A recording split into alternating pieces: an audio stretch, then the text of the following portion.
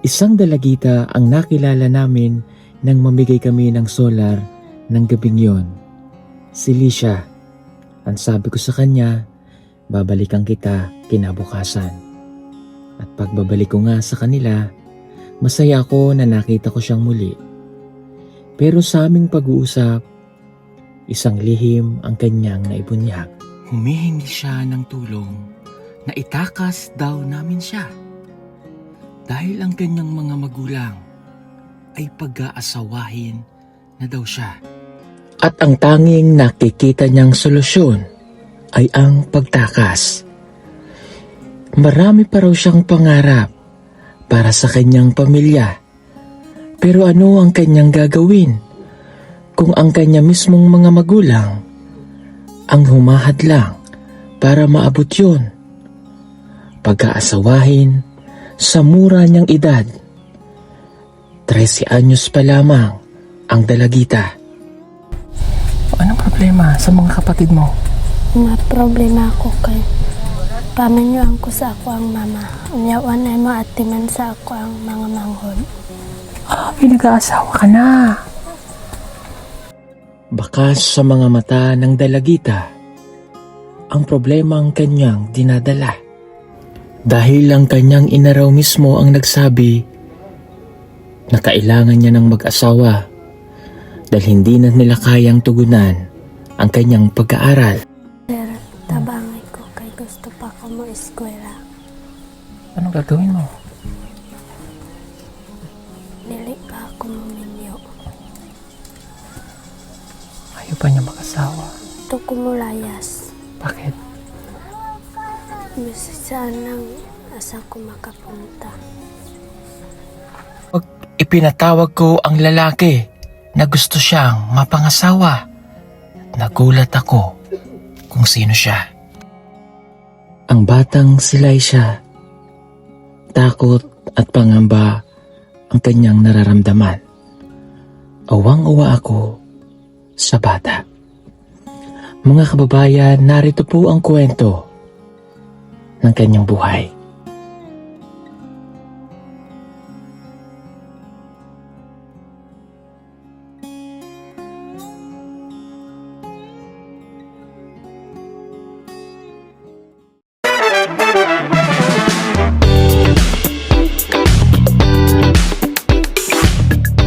Mga kababayan, galing kami dito kagabi at nung ikinabit natin itong yung solar light nila at nabigyan natin sila ng kanilang mga solar at yun o, isasayang katulad yan yung bahay na yan, nandun na yung solar, kinabit na nila, nilagay nila. Kaya lang kagabi nga dahil madilim na, meron ditong bata na nakilala namin dalagita, si Lisha. So, sabi ko sa kanya, babalikan kita at kakausapin kita. So eto na ngayon mga kababayan, puntahan natin siya dito sa kanilang bahay. Ayo. Hello. Good morning. Oh, pwede ako upo dyan? Pwede. Sige. Okay. Tabikan natin. So, ang pangalan mo nga ay si Lisha? Lisha. Lisha. Okay, ulitin ko lang ulit yung natanong ko sa iyo kahapon. Ikaw ngay ilang taon na? Pila edad ka na? 13. 13. O, siya ay 13 anyos, grade 7 pagpasok. Okay. Natanong ko siya kahapon kung kamusta ang kanilang buhay dito. Ang sabi niya sa akin ay mahirap. So, kita ko naman sa pamumuhay nila na ganun talaga ang buhay nila dito. Ilan kayong magkakapatid? 5. 5. So, siya po yung panganay. Ang trabaho ng iyong papa, ang trabaho? Hambas. Paghambas. Oh. Okay, nagtatabas. Si mama sa balay lang. Oh. Okay. Tapos ang kanilang pagkain dito, ito may nakita ko ulit, kamote. Pero okay lang naman na kamote ang kanilang pagkain. Sinong nanguha nito, Day? So galing ka sa auman nyo kanina. Kumukhang kamote. Malayo. Malayo. Ikaw lang isa? Oh. Okay, mabuti marami kayong taniman, oh. Okay, so yung binigay kong bigas sa iyo kahapon, tinago mo? Oh. Okay. Nag-ulam kayo ng sardinas? Oh. Okay. Ngayon ba may sinaing na kayo? Anong oras na ba? Ano kayang pagkain niya? Wala. Yung noodles. Oo. Pero wala pa. Nagkanin na sila kagabi. O kanina. Ayun, may kamote pa. Oh, paldo. Okay, yung solar dye, nabilad mo? Oo. Asan ang suga? Ayun. O, pakita mo nga. Pakita mo nga yung suga. Ayan o, nabilad na nila. Nandun na sa bumbong. So, napakalaking tulong talaga ng solar. Kapag mayroon po silang solar, nagagamit talaga. Tsaka, alam nyo, yung mga yan, itong mga katutubo dito, sa sobrang hirap po ng buhay, yung ilaw nila, yung solar, hindi na nila mabili yan eh. Kasi magkano rin naman ng solar. Di pang konsumo lang nila yun sa pagkain kaysa ibibili ng suga. Kaya nga, pag umaga, madaling araw, nakaluto na sila yan kasi yung apoy, ganun din sa gabi, maaga silang kakain kasi para yung ilaw nga nila, yung suga, yung katulad ng ginagawa niya. Pero kanina, may ilaw na sila dito, tsaka mamaya, maliwanag na, no? Di siya? Okay, sinasabi mo sa akin kanina, ay pangarap mong maging teacher. Oh. Oh, bakit teacher yung pangarap mo? Ha? Bakit Para teacher? makatulong ko sa ako ang mama. Para makatulong ka sa iyong mama? Oh. Mahal mo ba ang pamilya mo? Ma. Gaano mo sila kamahal? Si mama, mahal ko si mama. Mahal mo? Every time na nakakausap ko siya at sinasambit niya yung pamilya niya, umiiyak siya, yung mata niya. Bakit lagi kang naluluha? Mahal mo sila? Mahal na mahal mo ang pamilya mo? Oh. Okay. Bakit lagi kang, kagabi kinakausap mo siya, sad siya eh. May problema ka? Naa. Anong problema mo? Sa Anong problema?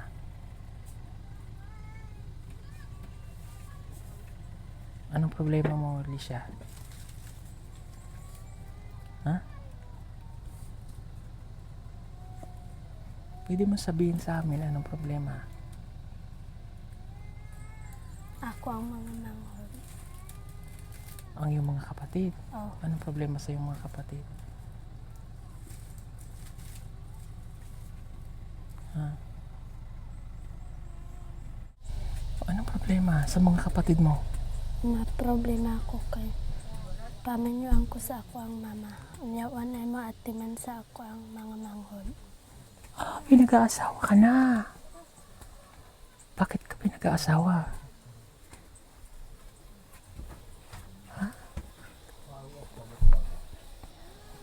Di ko pwede maminyo. Ayaw mo pang magminyo. Oh. Bakit? Kawat na ay masuporta sa ako ang mga manghod.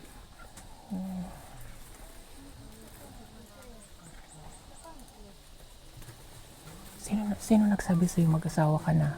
Si mama? Si mama mo? Papa? Ayaw mo pang mag-asawa? Di ko.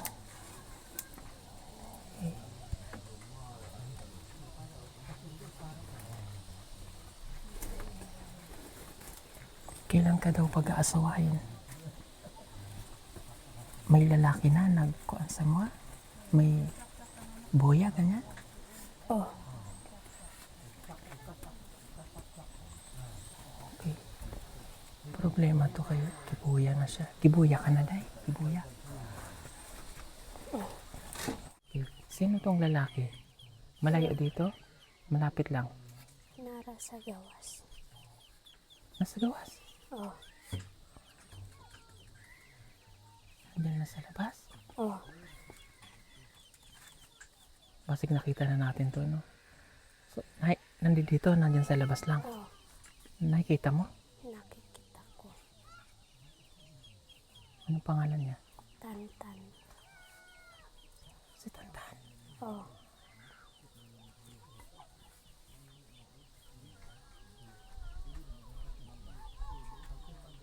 Tantan, Si Tantan daw. kasama natin. Siya siguro yung sabi na uyab niya, di ba, nung ni-interview mo, may uyab daw siya. Ayaw man daw yun. Pero kung kayo pinagkakasundo ni Tantan, Oh. si Tantan man tong kasama natin. Yung bata na kasama natin lagi dito.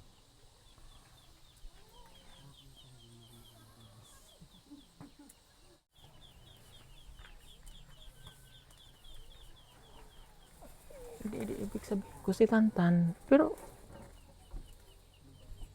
nakausapan natin siya, hindi naman siya, nung unang punta natin dito, hindi naman siya mag-aasawa. Gusto niya nga mag-aral. Gusto niya mag-aral. Teka lang ha. Okay. Nag-usap na ba ang pamilya mo at saka siya? Nag-usap na ang nanay at tatay mo? Ibig sabihin, ako, ano ba to? Parang isasagip din naman natin to ha. So anong plano? Anong plano ng nanay at tatay mo? Sir, tabangay ko kay gusto pa ko mo eskwela. Anong gagawin mo? Dili pa ako muminyo. Ayaw pa niya makasawa. Medyo mahirap ito mga kababayan kayo. May sasagipin na naman tayo. Hindi ka na pwedeng humindi? Hindi na pwede rin? Pero gusto ko mulayas. Bakit? Gusto saan lang asa ko makapunta.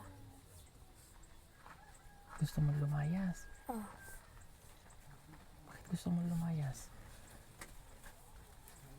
Para makatakas ka dito? oh, Ilang taon ka na? Ilang taon ka na? 13. Ay, Diyos ko po, 13 anyos.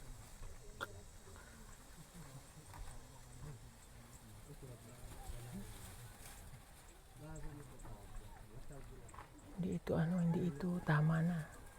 Mali talaga ang pag-aasawa.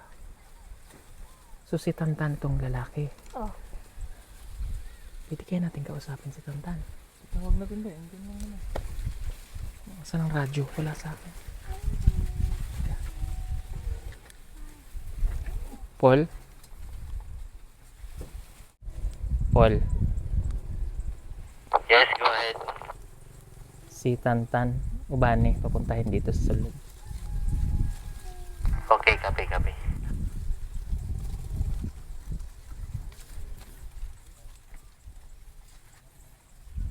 Punta na kami.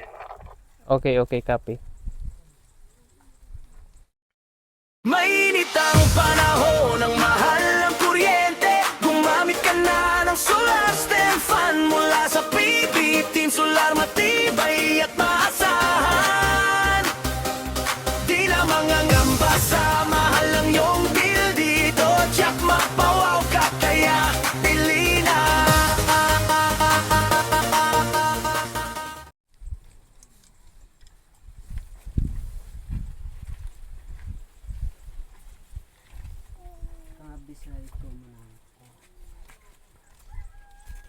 Tan. Diba lagi ka naman namin kasama pag napunta dito? O nung unang punta namin, sabi mo mayroon kang nililigawan doon. Pero ito hindi ko ito alam. Siya lang nagsabi sa amin. Kayo daw ay pinag-aasawa na. Kayong dalawa. Totoo ba to? Oo, So ano? Gusto mo na rin mag-asawa? hindi pa. Sino lang nag-usap? Yung mga ano namin, Magulang? Gusto mo ba siya? Gusto mo ba siya? nagkakam. Gusto mo siya? hindi. Oo, yun ang problema. Yung alam mo, yung wala silang love sa isa't isa. 17 ka na, di ba? Siya 13 anyos. So, walang ano. Bawal yun, di ba? Alam mo naman yung Tan. Bawal. So, anong plano mo? Gusto pa ako mag-aral. Anong sabi ng parents mo? Pag-asawahin ka na? Kailan daw? Kailan daw yung kasal? Mag-istorya pa man akong mga papa. Magpapas babae. May istorya pa sila. Mag-istorya pa. Mga kanus pa mo ko ang kasal. Paano kung hindi sila pumayag? Anong gagawin mo? Salamat po do kayo eskula pamangko. Salamat po do di matuman. Gusto pa akong eskwela. Okay. Paano ang gagawin natin kung ayaw ng parents mo? May nahatag na ba ang parents mo dito? Wala pa. So, kumbaga pinaplano nila na kayo mag-asawa. Ha? Kayo ba'y nag-uusap na? Wala pa. Wala pa. Nag-uusap na kayo? Hindi. Wala pa. Pero dito matagal na kayong magkakilala. Tugay na. Kasi gusto daw niyang tumakas. Bahala na. Ikaw, tatakas ka rin. Oo. Saan ka pupunta? Luwag man yung kalibutan. Malaki daw tong malaki daw tong mundo. Yun ang problema, yung tatakas. Ready ka na ba mag-asawa? Ikaw, ready ka na mag-asawa? Hindi pa. Okay. Yun yung mali. Hindi tama ang pag-aasawa. Ano? Kasi meron tayong batas na pinagbabawal ang pag-aasawa. No? So, pipigilan natin yan. Pipigilan natin ang inyong pag-aasawa. Hindi pa kayo pwedeng mag-asawang dalawa. Dito ka nga, lapit ka sa kanya. Lapit ka. Yan. Kayong dalawa, okay. Kayo ay bawal pang mag-asawa. Mayroon tayong batas na sa Pilipinas na pinagbabawal ang pag-aasawa ng minor de edad. Okay? Ang sino mang lumabag dito, mapatribo man o hindi, pwedeng makulong. It's either ang magulang o yung dato na magkakasal. Kasi bawal yon, no?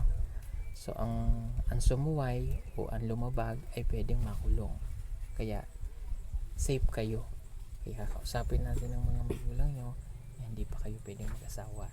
Okay? Gagaling lang natin dun sa kanila Kila Tantan bakit hindi mo nasabi Tantan kanina? Maulaw ta. Maulaw ka. Okay. Di bali at least nalaman namin na hindi kayo pwede pang asawa. Ha? Okay? Alicia, hindi ka pa pwedeng mag-asawa, no? Okay? So, kakausapin natin ang iyong mga magulang na hindi ka pa pwedeng pagmenyuin. Ha? Huwag kang tatakas kasi hindi mo alam kung saan ka pupunta. Pag tumakas ka, paano kung may mangyaring masama sa iyo? Diba? Naintindihan mo? Kasi gusto daw niyang tumakas Nagpaplano siya na tumakas. Saka pupunta kung saka rin tatakas ka, magbaktas ka. Layo. Saan ka pupunta? Para lamang matakasan yung bagong pag-aasawa. No? Tantan. Huwag kang papayag, ha? Okay? Kahit anong mangyari, huwag kang papayag na kayo mag-aasawa. Ha? Sige, doon ka muna sa labas. Okay ka na? Okay. Ha? Okay lang. Maluwag na ba sa pakiramdam mo?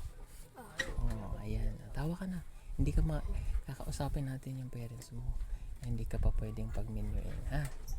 Naintindihan mo? Okay? Ipapatigil natin yon para tuloy-tuloy ang pag-aaral mo. Ha? Okay? At meron lang akong ibibigay na tulong para sa iyo kasi meron tayong nagpadala na ibigay daw sa mga katutubo na nangangailangan. Okay? So ito po hindi galing sa amin. Galing po ito kay Tita Marilyn T. Salvaro. Nagpadala siya ng 2,000.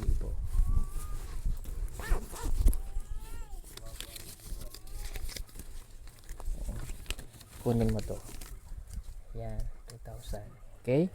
At dadagdagan pa natin din ng 3,000 para mayroon kang 5,000. Ha? Okay? Pwede mong sabihin sa iyong nanay na meron ka ng pambili ng iyong gamit sa school para hindi ka na pag-asawahin. Ha? Okay? Hindi ka na mangangamba na mag-aasawa ka. No? Salamat sa paghatag sa ako kwarta sa sa ako. Pasalamat po to kay na ako ikapalit sa ako ang mga gamit. Ako ang mga manghudloy kayo kay way sinina.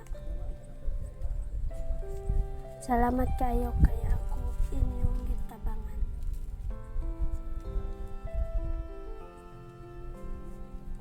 Atong ako ang mama kay sige rag tanong og mais.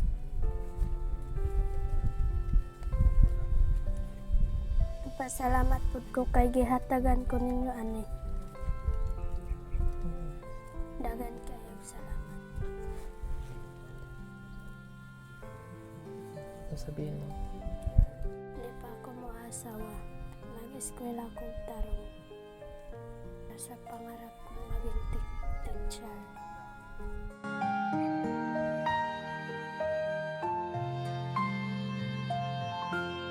Saan ka natulog tayo? Dire. Ang ako ang sinina kay wa ko'y masuot kung maadto kog eskwelahan. Wala kang dami. Narang ako ang mga gamit. Asan ang mga Ako ang hidaanan. Asan higaan mo tayo? Dire. Asan ang iyong mga dami? Lara. Unya, balik-balik lang ning ako ang sinina. Balik-balik lang. Oh. Ang uniform? Wala. Wala kang uniform. Oh, mo eskwela ra ko bisag basa ang ako ang sinina. Basa. Oh, Kawawa naman na rin bata na to. Anong baon mo pagka nung pumapasok ka? mo eskwela ko kay mo kuha kog kamote. Kamuti. Oh, ibutang na ko sa ako ang kuan. Katong sako. Apa? Ang mga kapatid mo. Ang ako ang kapatid kay luoy kayo. Wala. Kung gutom sige rag hilak.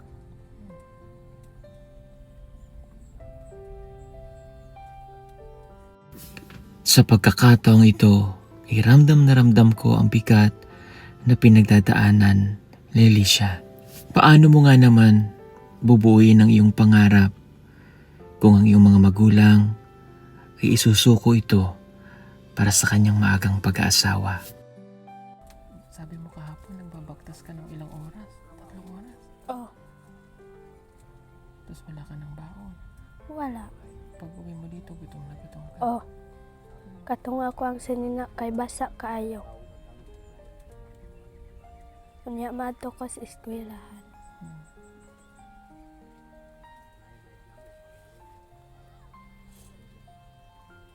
Alam mo yung bigat po ng dinadala niya. Ramdam mo dun sa guhit ng kanyang luha sa mga mata niya. Okay. Sige, maningkamot ka. Oh, Mag-eskwela kang mabuti. mag-aral. Parang bago ang buhay niyo ha. Kasi hindi mababago kung mag-stop ka sa pagkaaral. Diba? Kailangan mag-aaral kang mabuti. Magtabang ako sa ako ang mga mama. Luoy kayo kay sige tanom og mais. Iba talaga yung bata na nakakapag-aral. Mas naiintindihan nila yung sitwasyon ng pamilya kapag nakakapag-aral kasi nakaka-relate sila. And then naiisip nila na ganito pala yung buhay namin. So, para hindi palaging ganun. So, pag nakakapag-aral, may naituturo sa school yung mas magandang kinabukasan. Kaya yung mga bata pag uwi sila rito, pagdating nila, di ba, pagod, walang pagkain. Kasi nasasabi nila na mas maayos ang nag-aaral, ano? Mas maigi yung nag-aaral. Para pag natapos ka, makapaghanap ka ng trabaho. Ang problema lamang, kapag ka ikaw ay pinag-asawa. Kaya huwag kang mag-aasawa, ha? Okay. Yung mga kapatid mo may mga damit? Ako ang mga kapatid, wala. Wala din. Oh, Ilang piraso lang, wala din. wala. Okay. Ito, yan dyan ka na. Wala kang unan. Wala. Ano to, sako? Mais. Ang unan. Oh, Ay, oo nga, mais. So, ito na yung, dyan ka na, paghiga mo, yan ang unan mo, mais. Ay, ginoo ko. Lingkod ka nga, lingkod ka. Ito Tingnan nyo, mais lang yung kanyang hinihigaan kasi wala silang unan. Sila mama at papa dun sa kabila. Oh, Yung binigay ko sa yung bigas, may natira pa? napa. Naapa. So, unti-untiin mo. Oh, Okay. Nung nag-aaral ka sa Mulik, di ba? So, naglalakad ka doon ng malayo. oh. Kahit kamote, hindi ka nagbaon. O may baon kang kamote. Oh, isulod na ako og sako. Bakit sa sako? Wa man tay bag. Diyos ko. Walang bag.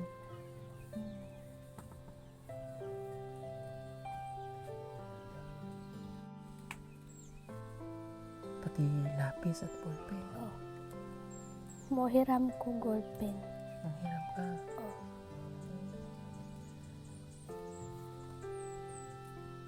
Okay ka lang. okay lang.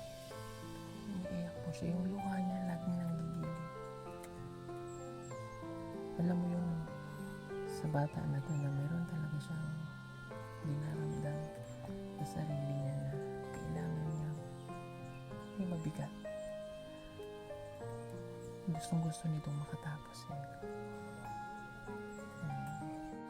Ilan kayong magkakapatid niya? 5. Mayroon ka pang gamay na kapatid? Oh, Ilan? May ilang taon na?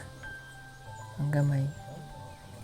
Pila edad sa pinaka murag kuan. Murag 3. Tatlo. Bata pa nga yun. Kung 5 sila, di aman. Kaya sabihin mo kay nanay at tatay, huwag nang mag-anak. Ha? Tama na. Kasi sa hirap na sitwasyon, ano? Oh, Halika, upo tayo dito. Dito tayo.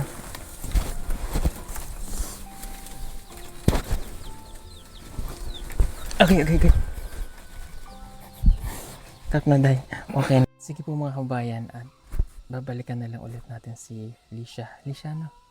Okay, magluto ka muna. oh. Sige. At hindi na po muna natin siya istorbohin at kakausapin lang natin yung parents niya kasi wala pa po dito kasi nasa bukid po. Salamat po sa inyong lahat. God bless sa inyong lahat. Abang nyo na lamang po yung part 2. Thank you so much. Bye-bye.